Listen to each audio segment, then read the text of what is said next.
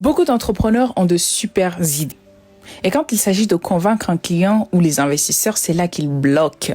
Ils se disent, mais comment je peux faire pour vendre mes produits? Comment faire pour convaincre les gens? Dans cette vidéo, je vais te dire non seulement comment faire pour convaincre n'importe qui à acheter tes produits ou vendre ton idée afin qu'on investisse dans tes projets. S'il y a bien une chose que j'ai dû apprendre dans le monde des affaires, ce n'est pas le produit qui se vend, c'est plutôt la manière dont on en parle.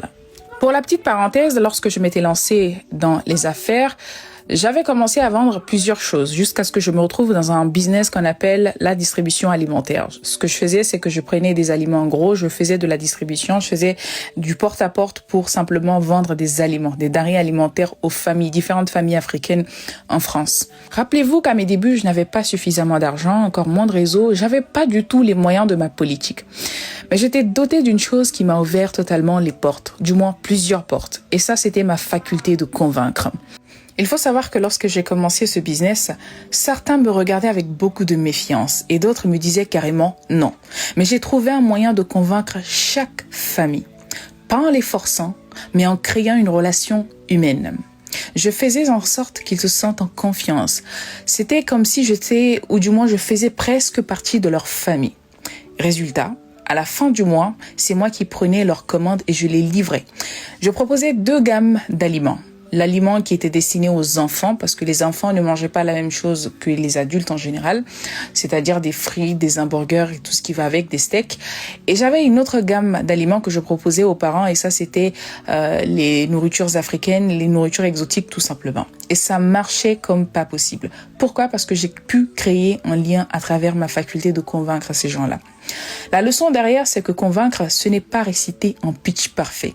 C'est de créer une connexion qui donne envie de dire oui.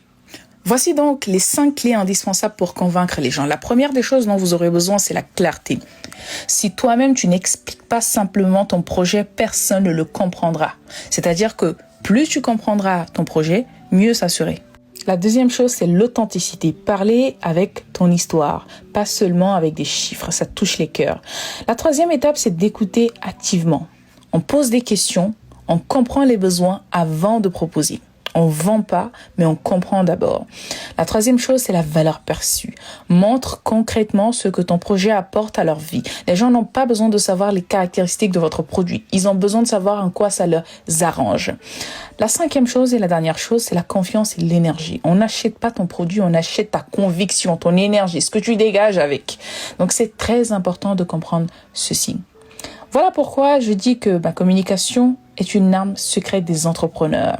Si toi aussi tu veux apprendre à parler de ton projet de manière impactante, je t'invite à rejoindre ma masterclass du 20 septembre. Le lien est en description ou en bio.